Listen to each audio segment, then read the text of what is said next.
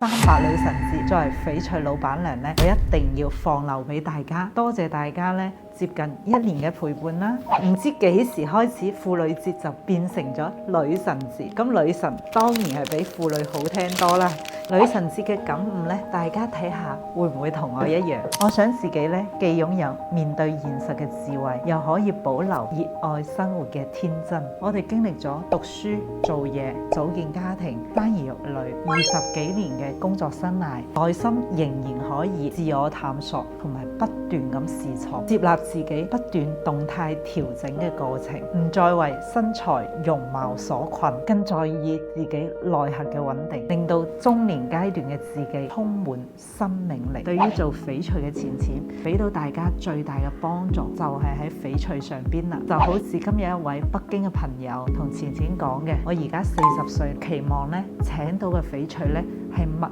有所值嘅，貴精唔貴多，亦期望佢咧可以將來傳承俾我嘅子女，佢唔會過時。呢度新鑲嵌出嚟嘅18K 天然鑽嘅戒指咧，全部小中籤放流俾大家，多謝大家1年嘅陪伴，每一款都唔一樣，大膽面、細膽面，你睇小貔貅同埋一啲老款、雙蛋款，全部都係小中籤。如果需要嘅朋友，可以喺評論區留言俾錢錢，期望我嘅粉絲咧將自己寵成女神，活成自己想要嘅樣子。關注錢錢，買翡翠唔踩坑。